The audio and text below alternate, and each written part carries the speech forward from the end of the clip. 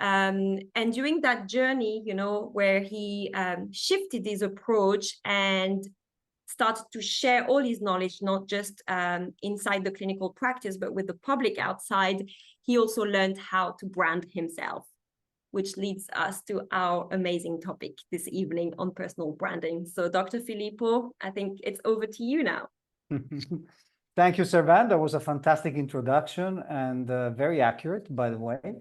And yes, I'm happy to be here tonight with you guys. I hope it's going to be a valuable conversation. And as I said earlier, I'm going to divide this speech in, let's say, 3 parts. One part is going to be an overview on this trip that took me from the clinical dimension to, let's say, having created a personal brand. Then I want to move into a discussion about the mistakes that should be avoided, because I have to say I have done tons of mistakes during these years. And but one important thing is that I believe we understood something from these mistakes. So I want to share with you this experience, and then I want to finish this discussion by focusing a little bit on what has worked best for me and why. Okay. But let's go back for a minute to my, let's say, personal story, because once I left the space agency, and you understand that working as a medical doctor in a space agency could already be, I don't know, already be seen as a great achievement for a physician. It's a truly fantastic experience. You can learn a lot of things. I was traveling around the world, and it was really fascinating and challenging. But in the United States, I'm talking about 2004, 2005, I started to witness this topic of anti-aging medicine. I have to say, at that time in Europe and in Italy, nobody was talking about this really. I got interested in that, and a few years after, I started to, follow some of the courses that were available: American Academy of Anti-Aging Medicine, Institute of Functional Medicine. Many of these institutions, I believe, very well too. And I started to have this idea. Well, I studied longevity and aging and countermeasures to stop longevity and aging for astronauts. It must be, for sure, a fantastic idea to move away from the agencies with this basis of experience and open a new clinic, an anti-aging clinic, and I'm sure that there will be tons of patients. I was absolutely, totally wrong. Totally wrong. When I left the space agency and I decided to go back to Italy and open, Servan saw it, and it was a relatively big center with a lot of cost. For the first years, it was a nightmare. Because people didn't understand what we were doing. So that was the first moment in which I started to think, and there we're speaking about 2009, 2010, I started to think, well, if I'm just going to sit here and wait for people to come in my office, it's never going to work. So I have to do something. And I have to say, and we'll get to that later on, I have to say it was another world on the web at that time. To a certain extent, maybe it was also easier. We're going to get to that in a little while. But that was the moment in which I started to say, okay, I have to do something. I have to develop a community. I have to start attracting the people that understand what I'm saying, and not just waiting for these people to come to my clinic. And one of the first instruments was for sure the web. But I would say that one of the most powerful instruments that I used in all these years is a very, very old and very traditional instrument: books. And I'm going to get back to this in a while, because there's an issue of credibility when you build up your personal brand on the web. And I believe that books are very instrumental to build that credibility and to show to the potential people that are interested in you your level of culture, of preparation, and your story. But what I wanted to start from is that I had an imprint.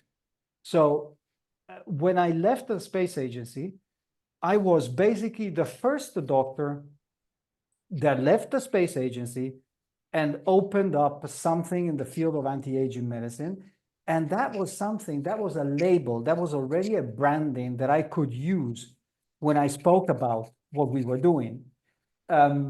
And this is a key thing. So to find some, I understand that not everybody can, go and work at the space agency. I'm not saying that, but I'm saying that each of you should start thinking what makes you different from someone else. I wouldn't even say unique, but different from someone else. And that difference is the pillar that you need to use to build your personal brand. And this is why I agree 100% with the slide that Servan showed.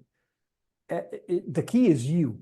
There are tons of techniques. There are tons of things that you need to learn. We're going to see some of them for sure tonight. But at the end of the day, it's about knowing yourself and understanding what about you can make a difference. And this is it's interesting because it's an introspective work. It's not something that an agency can do for you, a PR agent, a marketing expert. It's something that you have to do and you have to have very clear. The interesting thing is that from that moment on, when I started to think I have to build an audience, I have to build a public presence that, is the engine that brings people to my clinic, I have been able, that now we are in 2024, it was 2009, 2010, I was able to build a multi-million-dollar business that doesn't even have a clinical activity anymore because we don't do any clinical activity. The only thing we do is we sell educational, courses for the general public, how to change lifestyle, how to improve your nutrition, how to improve your physical exercise. We have our own coaches that teach the people how to do it. And we educate medical professionals, not only on longevity medicine, but also on personal branding, marketing, strategic dialogue, how to attract the people, how to make them change their habits. So I believe this is it hasn't been easy. And I have to tell you the truth, for the ones that start today, it's going to be even more difficult because the world is overcrowded, it. We have seen the numbers only concerning Dubai, and the web is overcrowded. So it becomes, even more important to understand that this is not an option, it's a necessity. So to build a personal brand around you and to make that personal brand visible in order to attract more people to your clinics and to your offices is not a nice to have anymore. It's a necessity. It has to be done. You need to be noticed and distinguished from the crowd. Our world is ruled by Google. Social platforms define trends. And simply as a doctor, you can't afford not to be part of this game. And I have to say also another thing, it's a game that is constantly changing. That's why I was saying 10 years, 15 years ago, the web was a different world. Maybe it was a little bit more of a jungle, but for sure now it's so over-regulated that many things are much more difficult than when we started. And I believe that many of you probably have witnessed this on your own social activities and web activities. You have seen the difference in the last years, for example, in having an Instagram page grow simply organically. It's basically impossible. If you try to open a YouTube channel now, it's going to take years and years to build up an audience unless you know how to do it. And even when you know how to do it, it's most likely going to take a long time. So one key message that I want to start sharing with you is the first initial part of developing a personal brand is to study yourself and to understand which are the pillars that you need to use to structure this brand.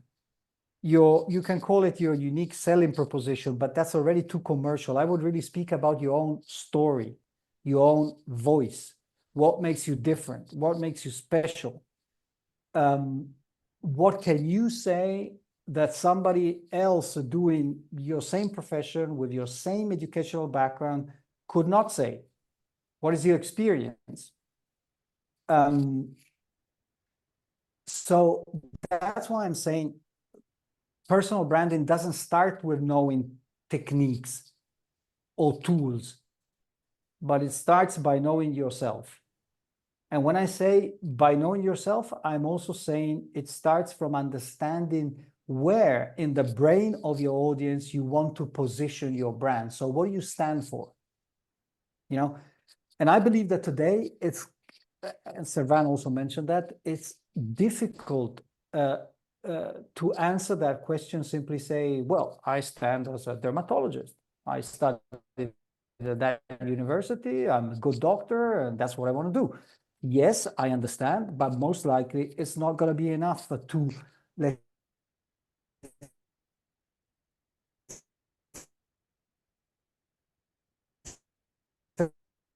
say, so it requires that you understand that it has to be done, that you understand yourself, that you understand how to build up this thing and where you want to position yourself. But when you have understood these things, there's an entire world that opens up. And the opportunities to scale your business are obviously huge, using your personal brand and using the web as an instrument to promote your personal brand. There's one thing that few people talk about, and I believe in reality it's essential to understand how personal branding really works. And it's how do you bring up your charisma? How do you make it visible? Many people are scared about this. When you speak about charisma, people say, well, yeah, but, I don't have it. That's something that only a few people have. How do I do it? Well, in reality, it's less complicated than what people think. Charisma can be defined by the capacity to transmit confidence and caring at the same time. Confidence and caring. Now, think about it. Very frequently, we doctors transmit confidence, but not always enough caring. And what comes out, and patients frequently complain about this, is a touch of arrogance. And arrogance is the opposite of what has to come out if you want to build a personal brand. Personal brand is not built on I am the best, I know everything, I never made mistakes, I'm the best doctor in the universe. Nobody's really attracted to a personal brand like this. Personal brand is human, and so has to have the strength to talk also about mistakes, real experiences. It cannot be something made out of plastic, it cannot be fake. It has to be your real story. And, as everybody, we all have pros and we all have cons. So we have to have the guts to bring up also this, which is not easy, especially as doctors. It's not easy because we are somehow educated to show self-confidence and to base this self-confidence on the educational structure that we follow to become a medical doctor, which is okay. I'm not saying that that is bad. But what I'm saying is that's not the essence of how you build a personal brand. When you think about a personal brand, you have to think about something much softer. It is a little bit like, getting to know somebody and becoming friends.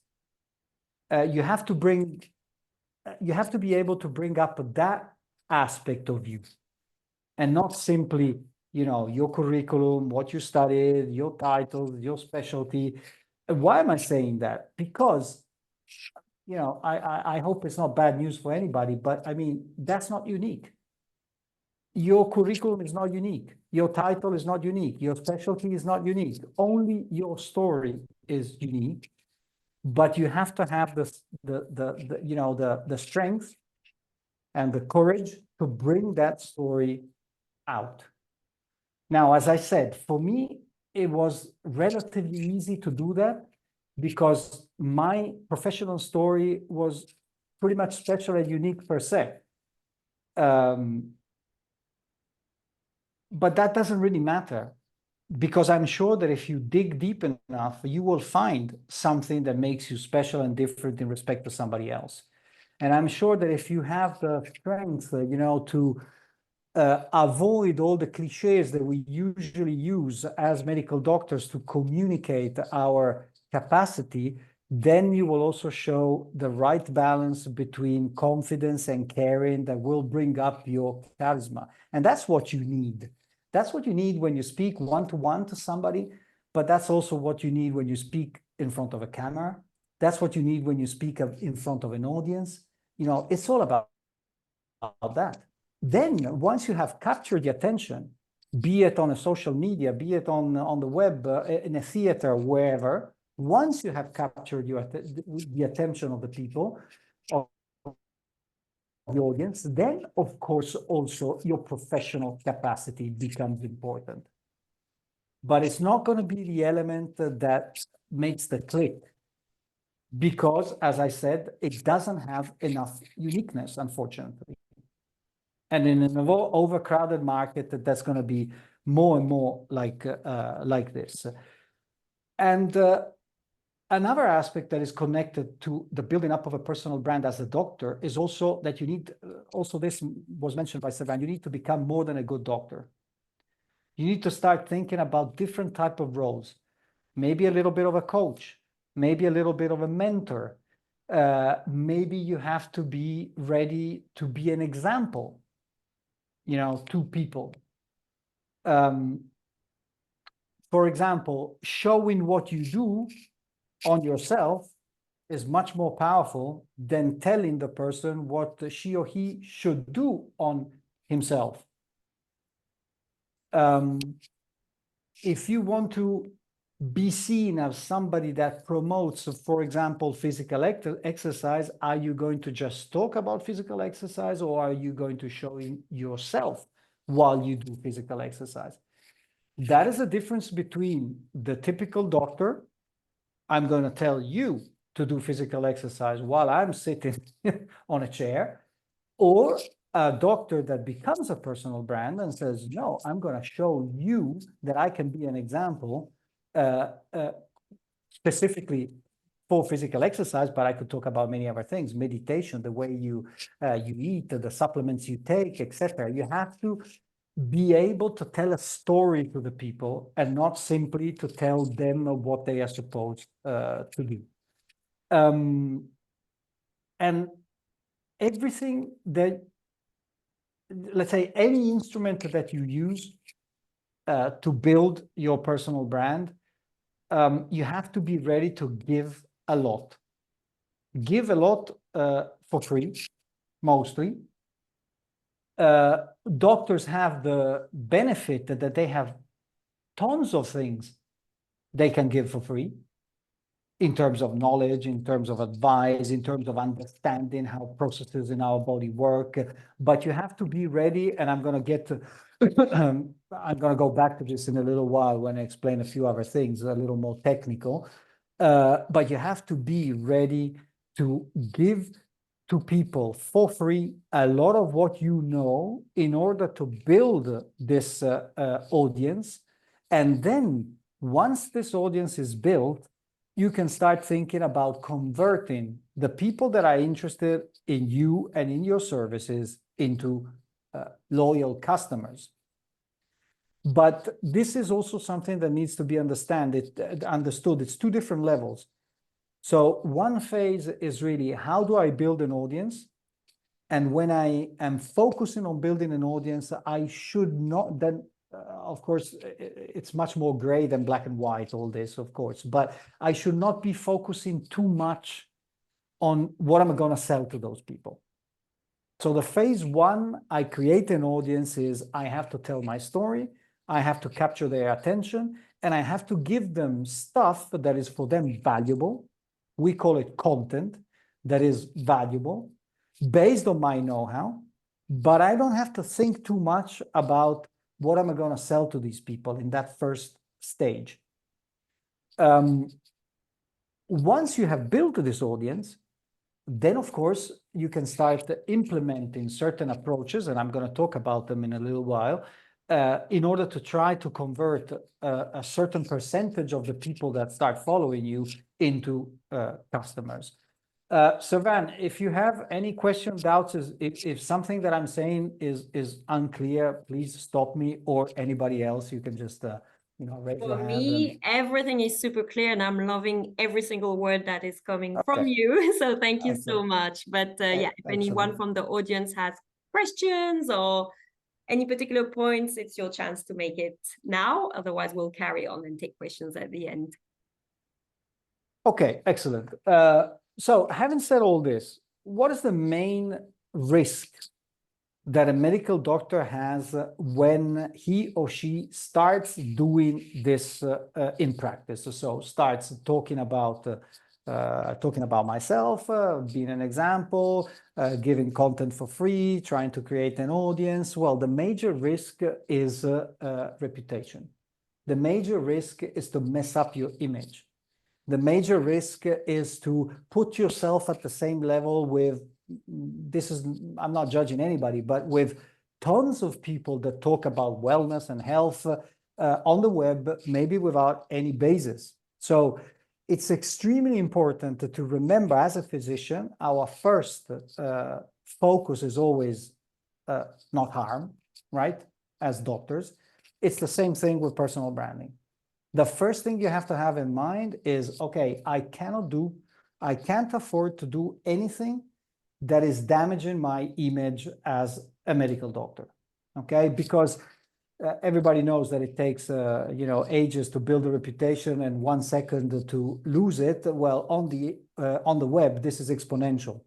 So if you make mistakes or you say stupid things or, you become too much of a seller, you risk to lose your reputation. And we all know that once you lost it, it's also extremely difficult to build it up again. So small steps, understanding yourself, finding your true story, starting to build up this relationship with your audience. And then once the audience is there, with a lot of respect, start, to propose your services, because at the end of the day, of course, you also have to do all this in order to look for new customers. But you are not selling secondhand cars, with all due respect.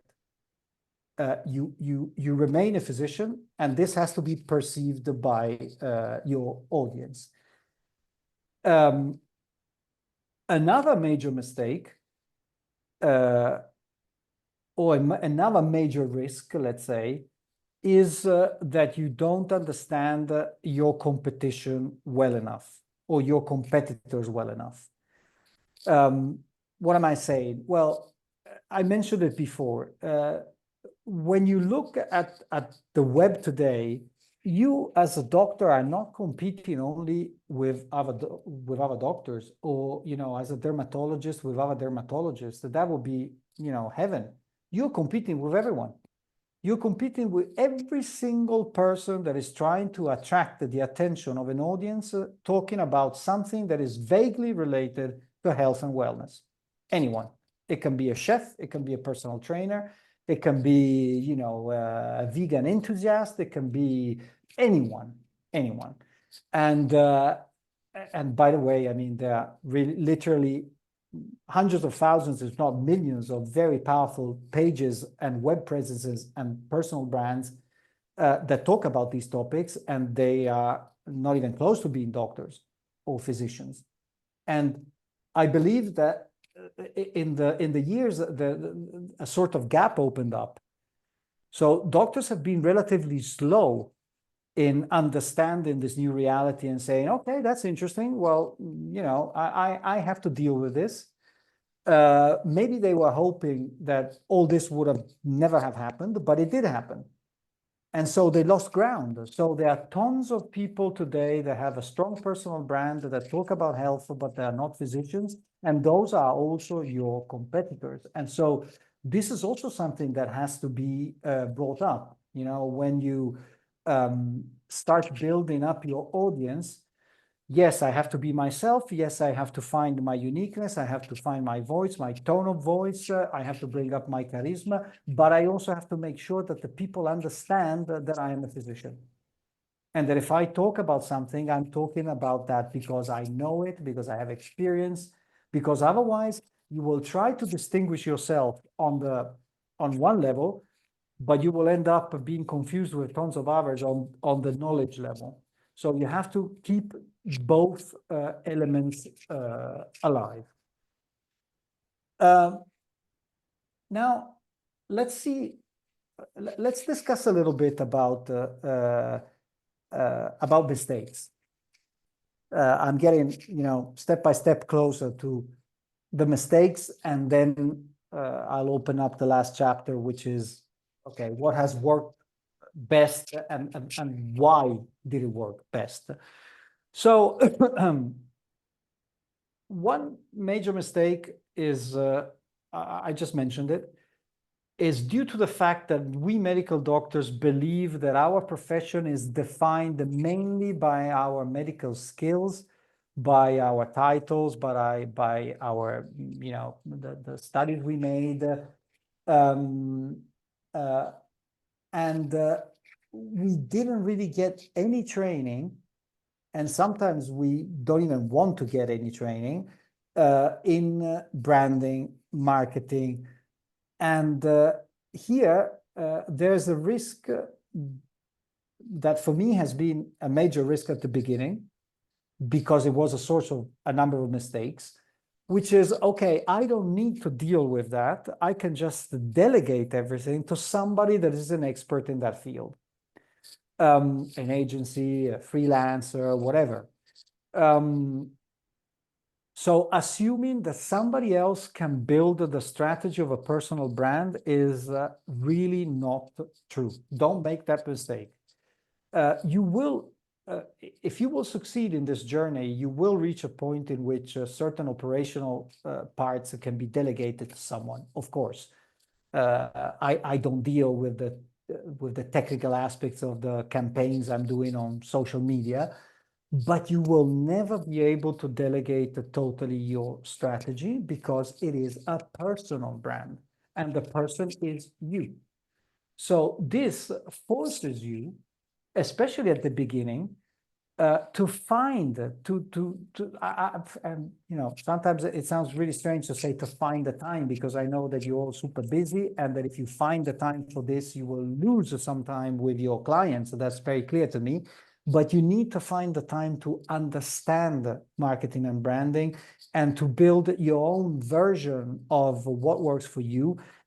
Because if you try to skip that part, you're going to, for sure, end up in trouble. That happened to me, because after the first steps that I did, which were done by me in first person, when I started to scale up the business, I started thinking, okay, I can't do everything. I need to keep learning, studying, having new topics to discuss. And so I need to find an agency that will take care of building up the digital presence and the digital strategy. And that was one of the worst mistakes we made. And the bad thing is, and that's why I'm focusing so much on this, the bad thing is I didn't even make that mistake once. I made that mistake several times, because I couldn't believe that. So I kept on, saying, no, that agency is not good. Let's change it, and let's change the other one, and again.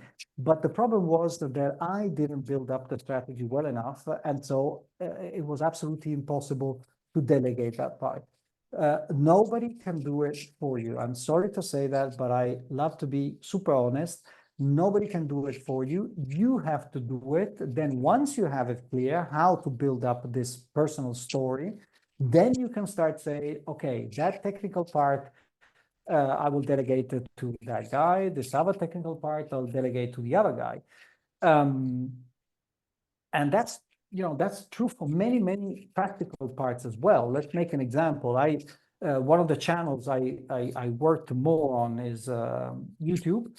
And I'll tell you why that's one of the channels I work more on. Yeah, am I going to do it with a video maker? Yeah, that's easier, of course, to have a video maker doing everything.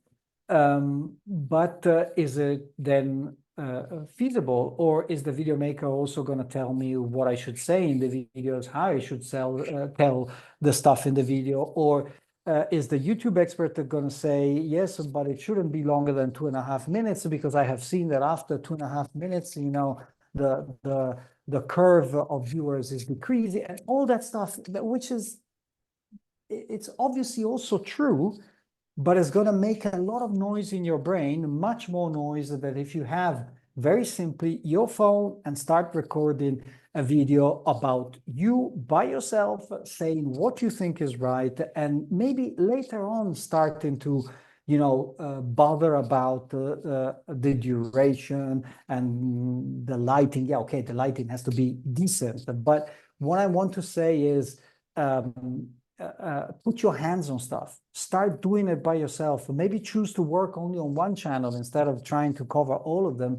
But that work, make it real, you know, make it a craft.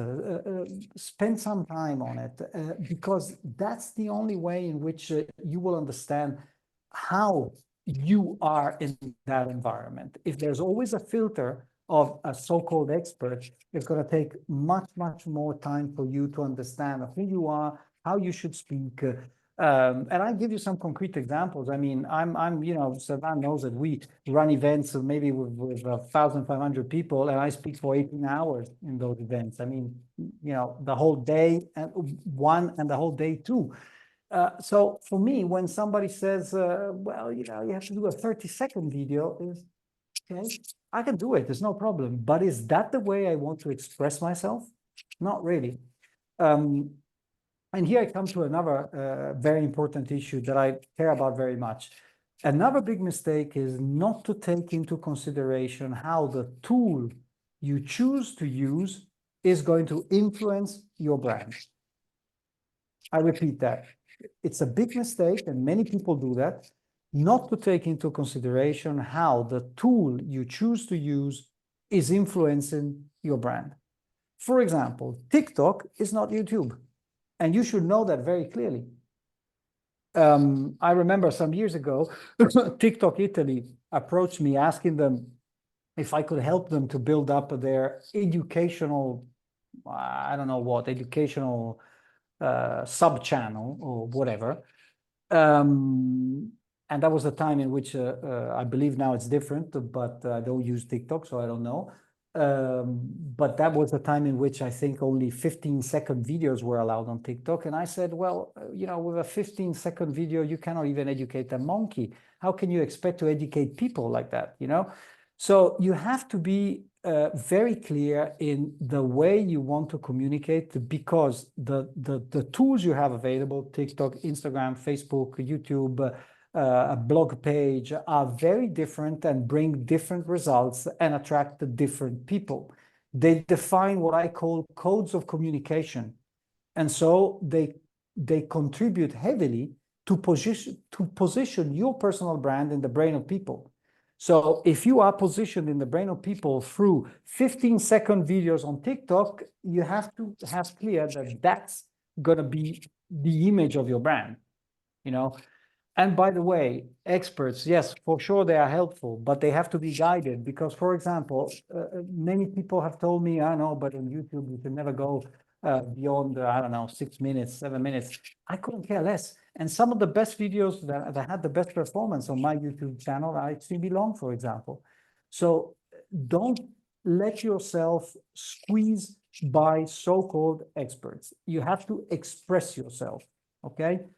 And if you get to know yourself, you and only you can really understand how to express yourself at your best.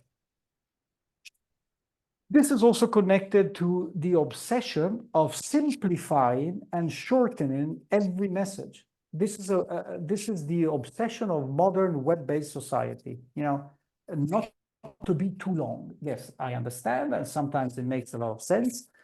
But also this, you should be very careful in taking it as an absolute rule, because, again, it has to do with how you are perceived by people. And if you are only visible with 15-second videos, 30-second videos, how do you really think that people can perceive the depth of your knowledge, for example? You know, even a total ignorant can say some crap for 15 seconds. Let's be honest. Let's be honest. It's a little different to speak for 30 minutes about something, you know, or to do an event and speak for a day about something. So you have to find the balance between all these tools. You have to choose them based on your own feelings. But I would suggest to be careful before falling into this trap of, you know, cutting, shortening, simplifying, reducing, because that's going to also reduce the depth and the power that your personal brand has on your audience.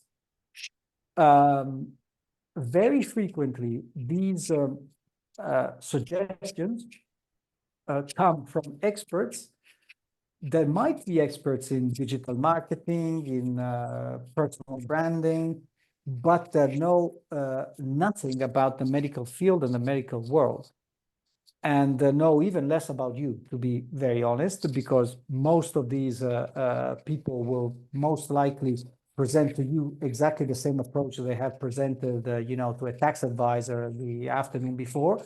So you have to be aware of this. I'm not saying, again, it's not judging, it's just based on my experience. I'm not saying that it's impossible to find the teams that can help you, but once again, they will be able to help you only if they are guided very well. And to be guided very well, you have to have, or better, to guide them very well, you have to have very clear ideas of where you want to go. So we go back once again to this thing of taking at least the strategy in your own hands and not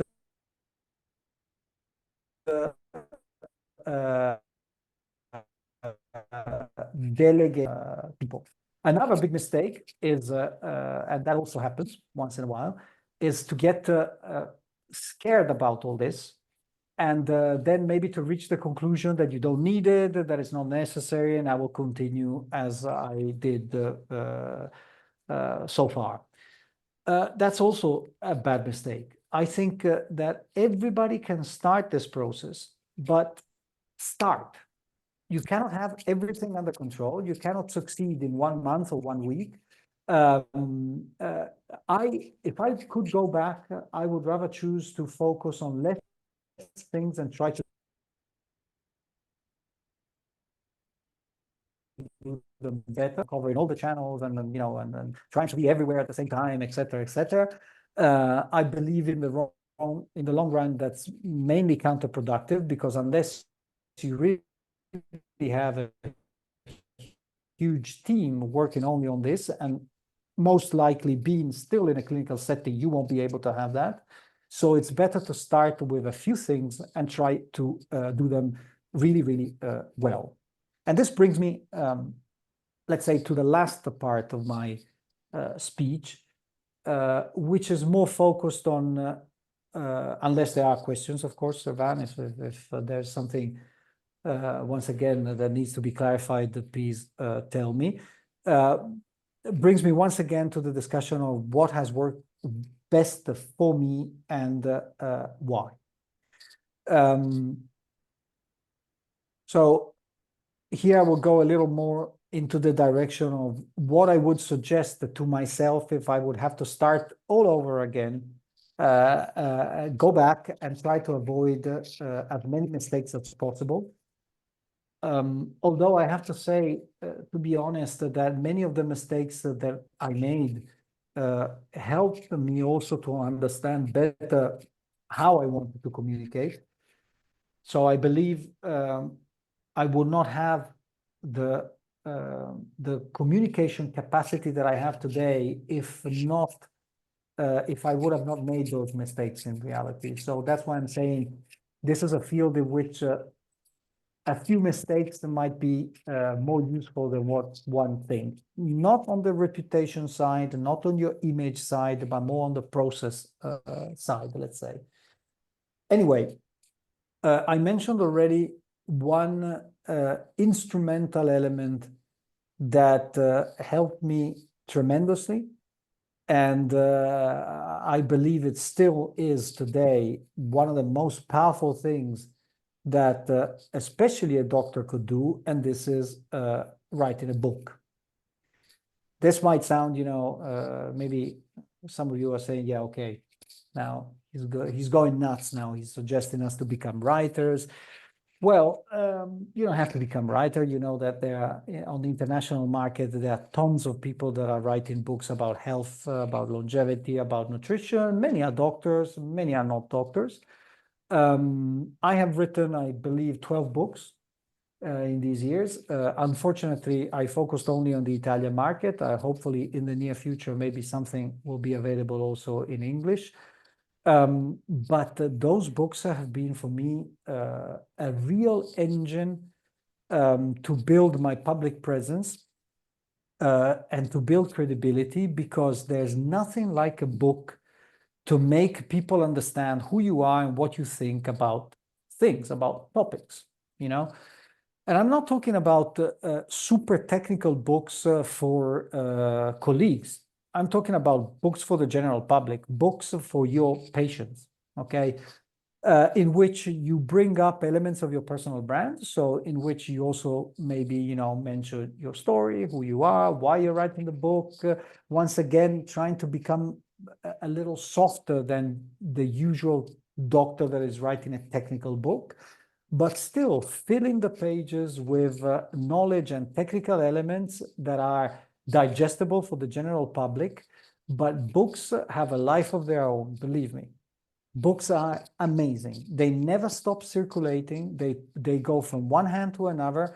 They go in the hands of journalists. The journalists will start calling you for an interview. The interview will be published on a newspaper. The guy from the television channel will read the newspaper and say, I want to have that guy in television.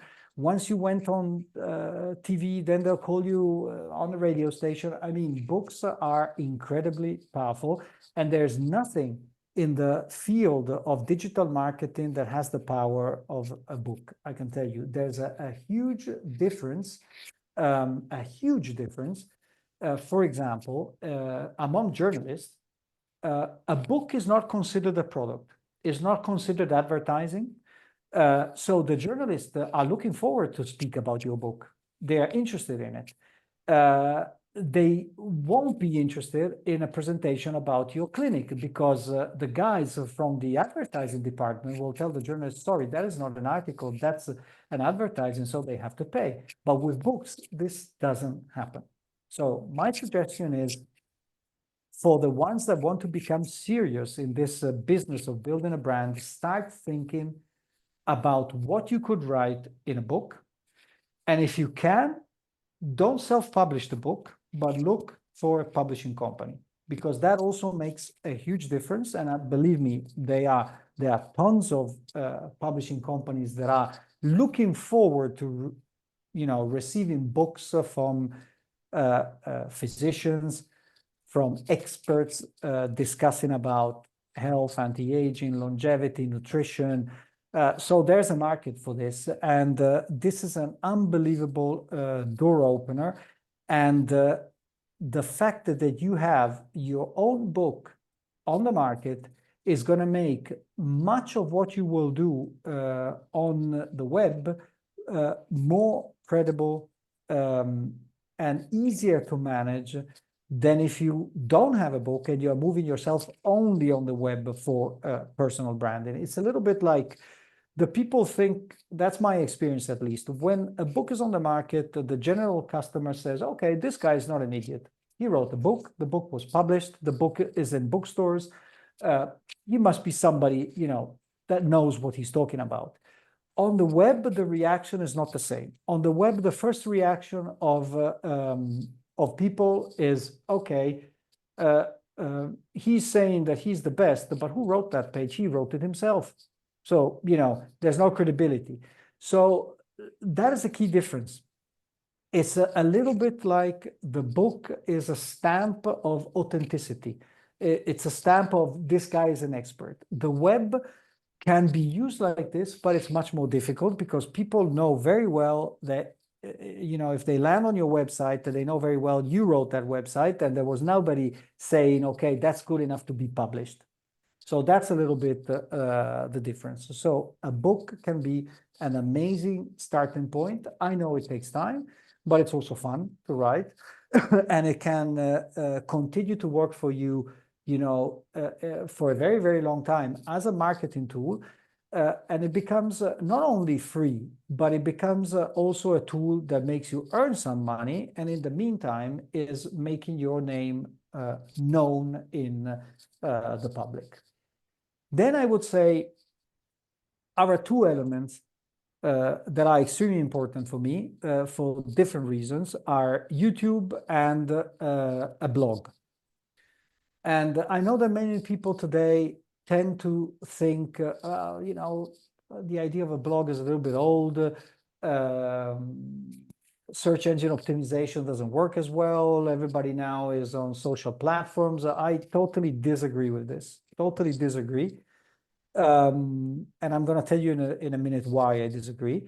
But the first reason I want to bring up concerning YouTube and a blog is that these are tools in which you can express yourself 100%.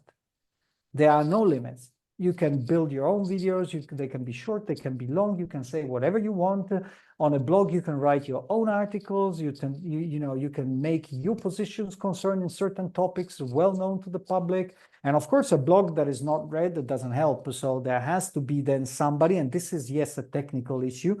You shouldn't waste time in learning that. That can be delegated, but somebody working on the search engine optimization in order for your blog to be reachable, because otherwise it doesn't make any sense. But these two instruments together, YouTube and blog, work very well to make the people understand who you are, how well prepared you are, how, you know, human you are, how empathic you are, whatever you want. And they don't have this rigid frame that I find, for example, Instagram, TikTok, Facebook have, that I mentioned before, is going to influence the way your brand is perceived by the people. With YouTube and a blog, the influence is gonna come from you. It's not gonna come from the tool. While with other social platforms is a little different. And I'm going to get back to this in a minute.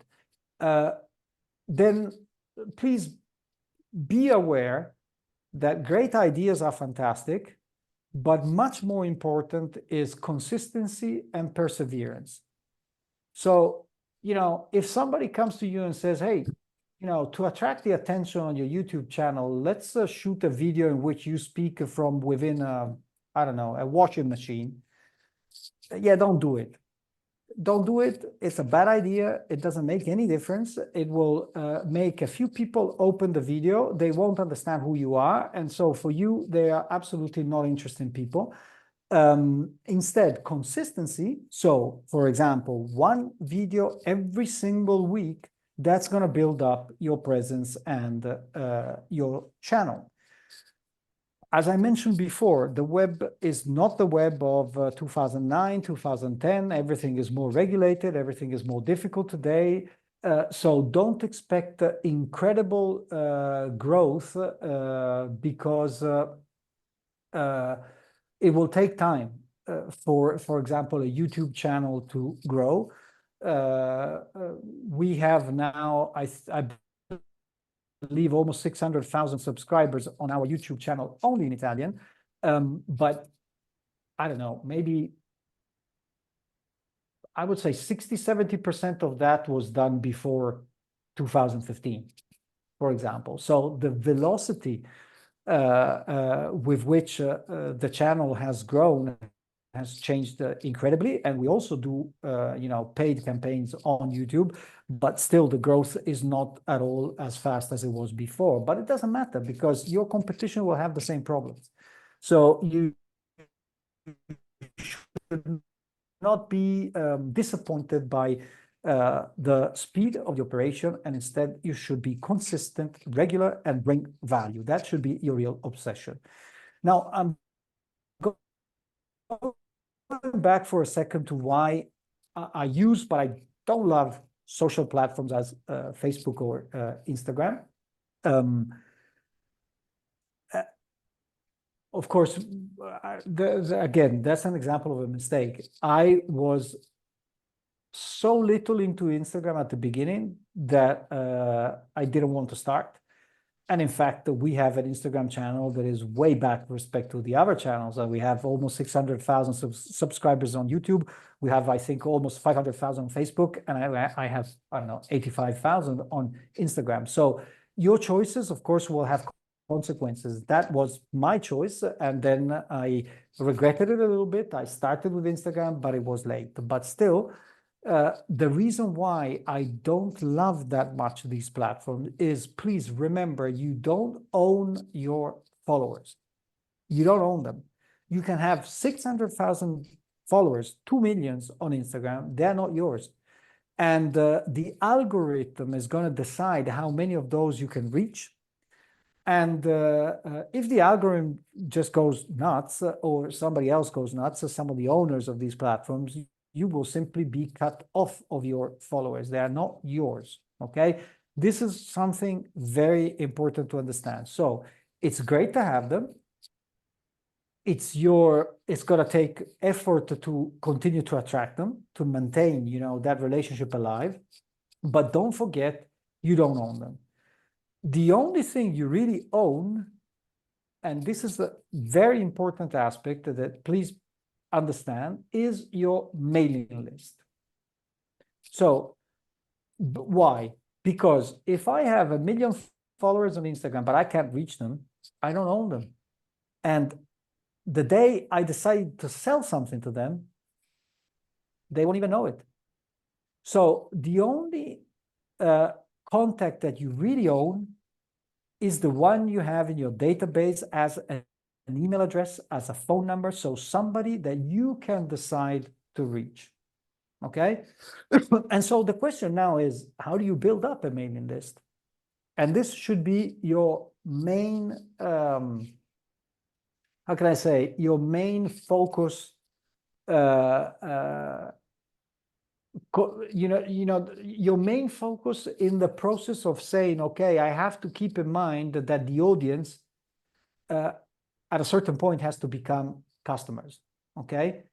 And so your focus should be on, how do I build a mailing list of people that I can reach, telling them, hey, do you know we have this new technology? Do you know that we have an open day? Do you know that a new doctor came to our clinic?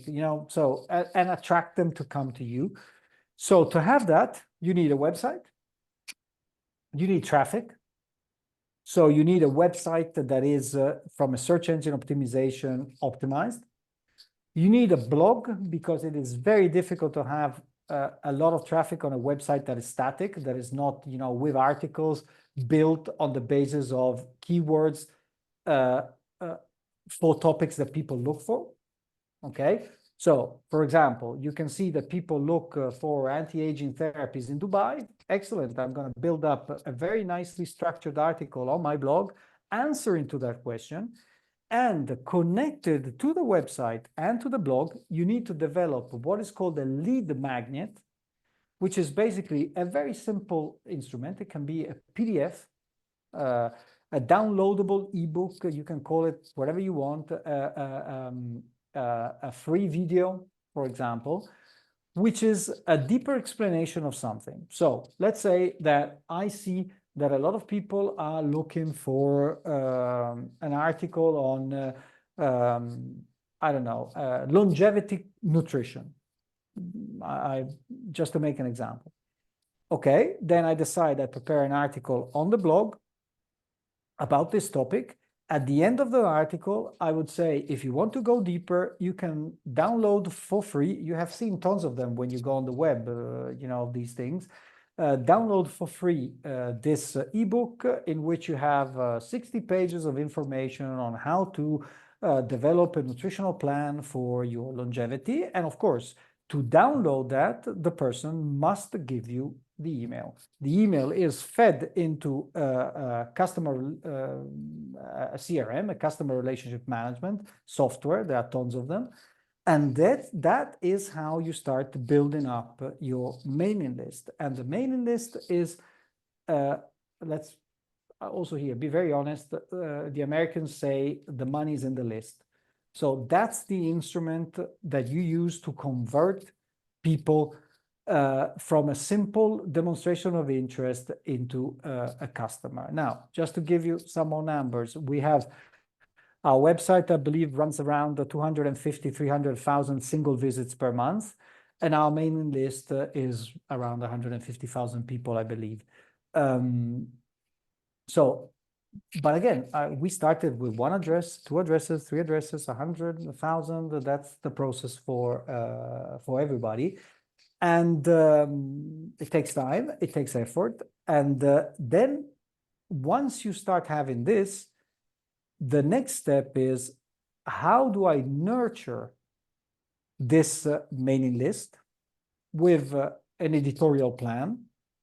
That could be also similar to the one I published on the blog, for example, that I send via email to these people without asking anything. Those are not offers. Those are, that is called content, okay, of value to your audience. Because, for example, if I downloaded a lead magnet that speaks about nutrition for longevity, and I entered your mailing list, well, you can assume that I'm also interested in supplements for longevity. So maybe the first email that I receive once I am in the list is going to be, by the way, dear Filippo, you're interested in nutrition. Do you want to know something more about supplements? And you have a nice email talking about supplements. This is called nurturing of the list, and this is what keeps opening rates of the emails high, okay? Clearly, once you start making offers, so there's a discount for this, there's a new technology, please come and visit my clinic. Those are typically mails that convert people into customers, but that will reduce the opening rates, because you know very well, as a consumer, we're all fed up about receiving too many offers. So there has to be a balance between what I give for free and what is interesting for you as a consumer, and what I'm offering you in order to transform you into a customer. Once you lose that balance, you start having problems.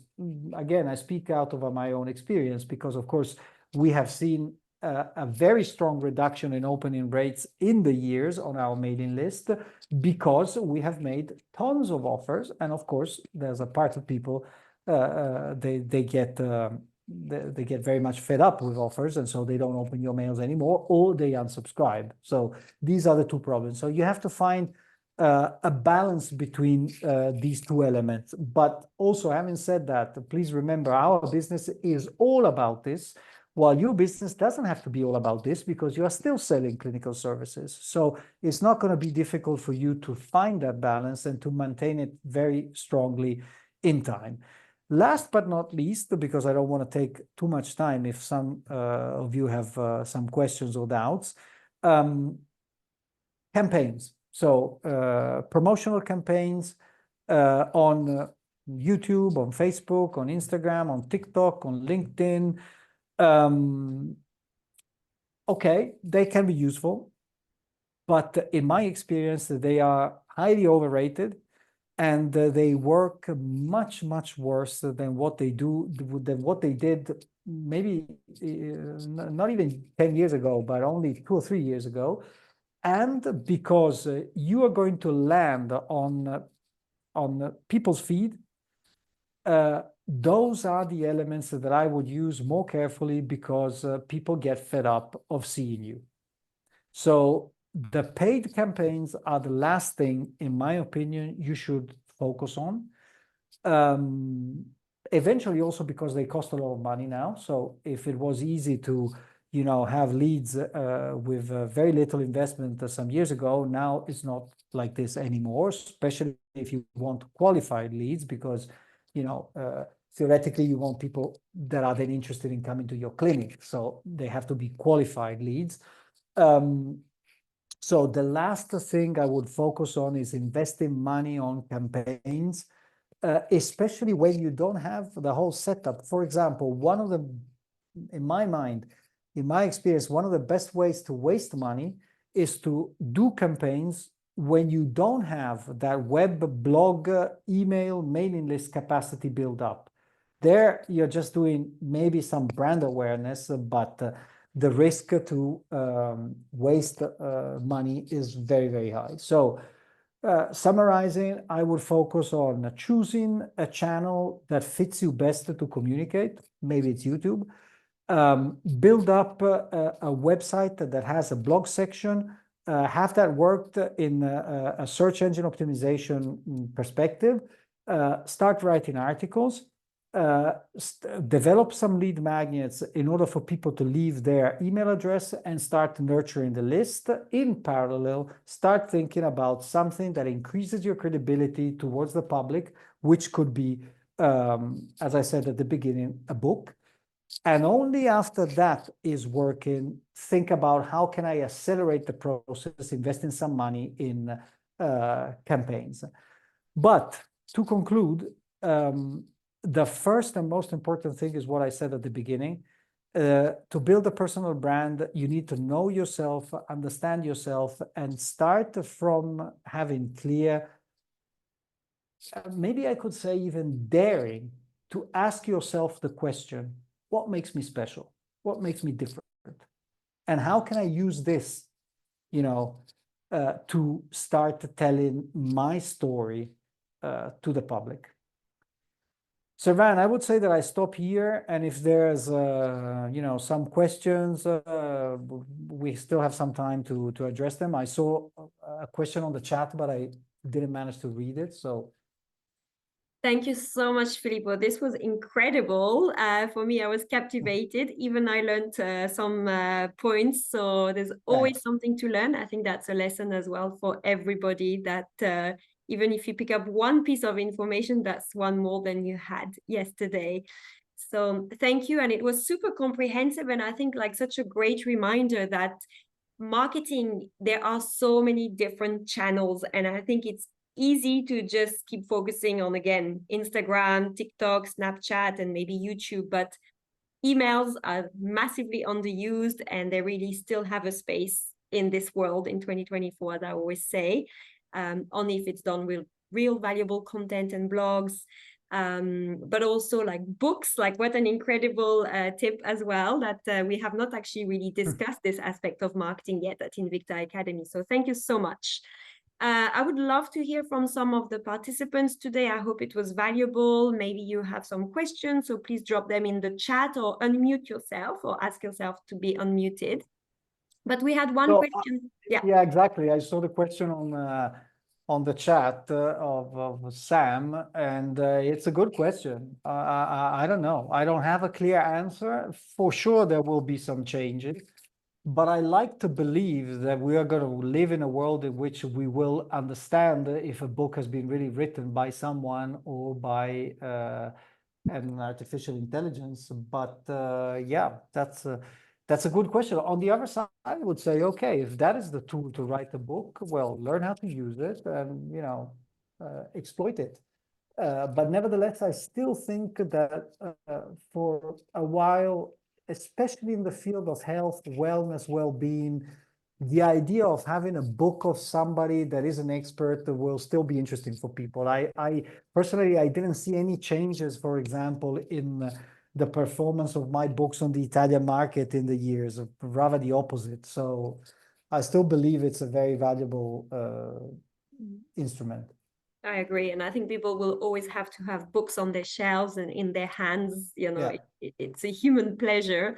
And it does build that authority and credibility anyhow, whether ChatGPT is there or not. So thank you so much. Is there any other questions from our audience? If not, I have a couple for you, Filippo. May I say something? Yes, hi Ahmed. I expect Hi. that to jump in because I know you have a particular interest in personal branding. Exactly. First of all, Sarvan, I would like to thank you for getting us some very interesting guests every time. I have no idea how you pick them up and find them. And Doctor, it's a really pleasure to have you here and to share your knowledge with us. And I really Thank you very much. appreciate your structured thinking process or how well articulated your words are. And honestly, you have a very interesting career portfolio. And you spoke about multiple things, mashallah, you covered so many points. But I have something that you got my attention really, which is the idea of perseverance, Yeah. right? And mashallah, since you have a very diverse career portfolio, you jump here, you pursue it, and you said at some point it gets a bit slow, you steady, whatever. When do you decide to jump to the other one? You know, I'm one type of person that thinks that not everything is planned, you know. When I things come up because you want them, but they also come up because you need them, and there's no chance to do anything different. As I said, when I opened my clinic after the experience at the space agency, I didn't have many chances of doing anything different because the patients were simply not there. So I had to invest in this personal branding adventure, which I had never planned, to be very honest. It's not something that one day I started saying, well, yeah, I think I could build up a personal brand. No, I said, hey, we need to eat. So wait a minute, let me build a personal brand to find some customers. And that's how I started. But then, yes, I have to say, perseverance is something that is in my blood. I decided to study medicine because I was into sports. And for me, this idea of training, rep after rep, day after day to build up your body, your performance, has always been very attractive for me. And I use the same mentality, the same mindset to build up my career. So I always thought, one rep at a time, I'm going to make it. And I had very, very clear in my mind that at the end, consistency is what an athlete needs. You cannot train 1 week per year or 1 year out of 10 years. You have to go on and go on and go on. As soon as you stop, you fall back. And with personal branding and marketing, I believe it's very much the same thing. Let's say the worst part of this adventure, if I have to be honest, is not finding the balance between the value that you bring to people and the necessity that you have to sell. But as I said, I think this is much more a problem for somebody like me that decided to move away from the clinical activity than for people that still work in the clinical activity, because the basis of your income is going to be the patient's work. It's not going to be what you do on the web. Well, for us, it's different. And that was also a choice that was not completely planned. At a certain point, as many of you probably, I saw that my clinic was full, my waiting list was long, my prices were already high. And I said, okay, what can I do to scale this business? And the answer was, okay, let's move away from the clinical activity. And believe me, it wasn't easy because I also spent, so many years training to be a medical doctor. So choosing to say, okay, that's a closed chapter, let's move on, has not been easy. But my main interest was, how can I reach more people? How can I influence more people? For me, it's always been very hard to see how many people make bad choices in their life and ruin their health. So I was always very interested in how can I get there before they come to me as a doctor. So influencing their habits and their lifestyle. So that was the reason why we decided to change again. And I say we because I work together with my wife. She's a psychologist, and so she also contributed very much in building up what we have today. I don't know if I answered your question precisely. Nicely. If anything, it's right on point with my current challenge, actually. I really Okay. appreciate sharing this personal story. Thank you. Thank you. Thank you. Thanks, Hamed. Do we have any other questions from the audience, or maybe a point that resonated with you that you'd like to bring up again like one idea that you got from this that you're going to try and implement, and maybe you have some questions like how to exactly start, or some buts that are in your head, because it's natural. We have an idea and then we start thinking, but, you know. And I liked how Filippo was focusing on, you know, the process to get to where you want to go, because I think this is like a regular issue that comes up. You have the ideas, you understand by now, like perhaps what might be right for you, but then you need a process to get going. How are you actually going to do it? So let's take an example, you know, when it comes to getting out there and maybe shooting some content and some videos that might go out on your YouTube or your Instagram. I think we get a lot of questions like, how do I do it? Do I need a professional videographer? Can I do it by myself? And I think the trends and the needs for that are changing a lot as well. You know, nowadays we can do magic with iPhones and a good lighting, but what would you recommend, Filippo, to like doctor that doesn't have like a huge team with them? Well, that's exactly the point, you know. So it's obviously the level, the average level of video making on the web has increased incredibly in the last years, partly because these tools have become much, much better, but also because many professionals are now working on the web. So you can see the difference by, you know, between a professionally made video and an unprofessionally made video. But, you know, my point is, we as doctors, we don't have to appear as professional video makers. The people will not be interested in us because of the quality of the video. So we make a big distinction. For example, the video courses, you know, we have, we're doing many video courses, and those we usually have a professional helping us. Although at the beginning we didn't, because simply the economics didn't work. You know, we didn't have the money to invest in a big team, in video making, in cutting, in editing, etc.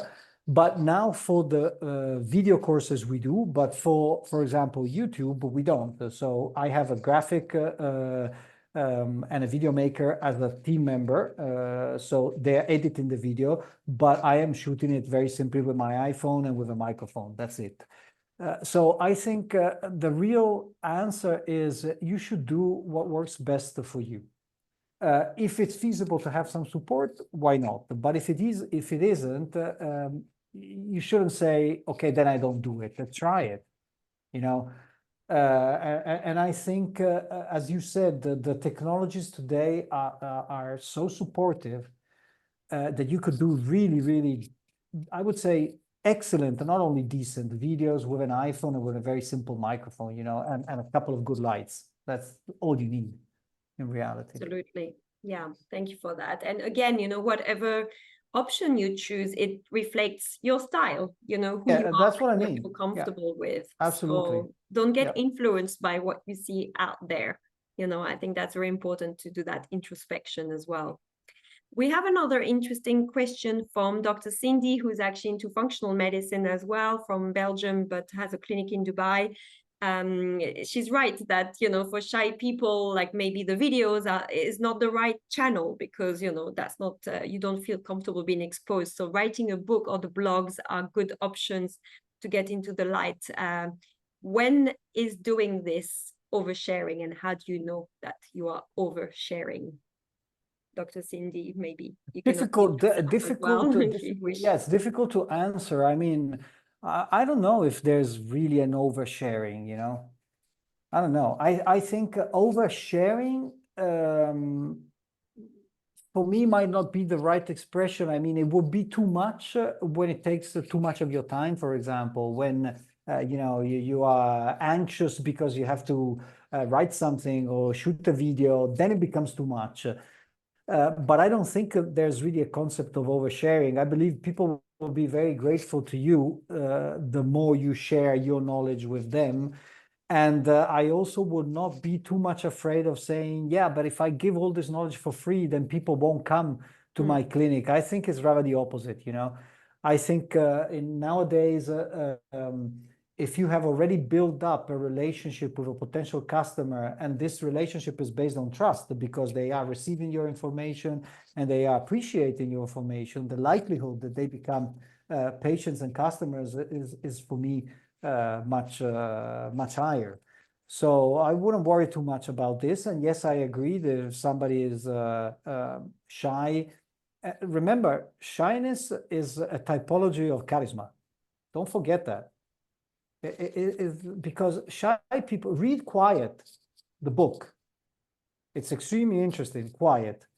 Because introverts, shy people always think they have something missing, but it's not true. They have something different. And if you bring up this something different, it might be even more interesting for people than somebody that is, you know, super self-confident. So it's not a weakness. Very good point. Thank you, Dr. Filippo. Thank you. Very interesting. I mean, that keeps coming back, of course, you know, this aspect of being camera shy, not being my style. I don't want to be out there. Again, well, there's an antidote to Servan to that. Very simply, you place your camera in front of you and you do 1, 2, 3, 10, 100, 200, 3,000 videos, and believe me, it will pass.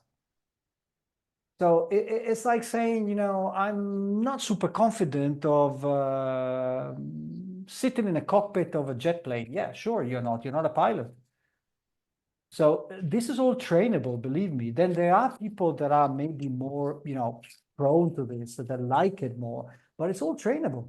And this feeling, this very strange feeling that you have in front of the camera, after a while will just disappear. You won't have it anymore. So a very useful tip is put a picture of somebody that you know in front of the camera so that you have the impression you're talking to somebody and not, you know, to a black lens. great. But I have seen it many, many times. I never had this problem, but I have seen it many, many times go away with practice, very simply. Absolutely. And everybody started somewhere. Again, it's easy when we open our Instagram to see somebody very confident, very comfortable talking about an aspect, but that person, that was not their first video for sure. And there's hours of practice behind that and perseverance, as you said. Of course, absolutely, yes. Well, thank you, everybody. We appreciate it. So for those of you who are interested in such topics and find value, we have, of course, a membership program that you might be interested in. We can tell you more about it if you wish. We have regular sessions because, as Filippo said, it's all about perseverance. And the moment you stop, you start falling behind. So this is how the Growth Hub membership was developed. You know, it's a community that gives you access to these kind of sessions twice a month to keep feeding the motivation to you, the inspiration, and the simple but effective tools to get started. And every time, you know, we repeat some aspects that we discussed in previous sessions, but we bring up a new topic, a new speakers, you meet like-minded people, and you find the support that you want. Our next session will be at the end of August. It's actually on the topic of management, like clinic management on a day-to-day, and what are, again, like, you know, some small but important processes that you can improve inside the clinic when it comes to the team, to your way of approaching patients. So that's another interesting session from Mr. Tarek. And then we have a session on LinkedIn, which actually we didn't talk about today, but that's another extremely powerful channel that is completely underused. So again, if you're feeling like, you know, social media is not really for you, well, although LinkedIn is social media, it's more professional, more muted as a channel, but still a great way to build up your patient acquisition strategy and talk about what you bring to the table with valuable content. So another event before we hear about Filippo's events that might interest you is our second healthcare marketing bootcamp. This is a not to miss event because it's a full day event. So if this kind of topics and conversation resonates with you, we have a full day version of this with up to 10 speakers where we cover each and every marketing channel out there that you can use or that can resonate with you. So again, we'll weigh the pros and cons, and I'm sure you will find something that is for you and that you can implement in your clinic afterwards. So thank you again. And I would like to also invite you to perhaps take a trip to Switzerland. Well, it's not really necessary because our next event for health professionals is also in streaming. So if anybody of you is interested, I'm talking about a full 2-day mastermind on longevity medicine. It's called Future Health. So it's about, the new trends and where healthcare is going. And you can easily attend also from abroad. If you would like to come to Switzerland, we are happy to see you. But otherwise, I'll put the link here and you will find the page in English, and this is the second year we are doing this event. This year we'll have it also with simultaneous translation. So if anybody is interested, we're not going to talk. Basically, we won't talk or very limited talk about speech about the marketing. The rest is going to be really scientific content and protocols on longevity/anti-aging. Thank you. Thank you, Amazing. Servan. I Another hope minefield. Yes. Thank you. I hope it was useful. I definitely enjoyed it. And thank you to everyone who stayed till the end of the session. So that's a great testimony of the value that was shared today. Again, we hope to see you guys again and again. Don't forget, don't give up, don't doubt. We are here to support you. And hopefully we'll bring Filippo to Dubai very soon to share more of this amazing stuff. Thank you, everybody. Thank you. Filippo, again. That was super helpful. Ciao. Thank Ciao, you. ciao. Have a lovely evening and take care.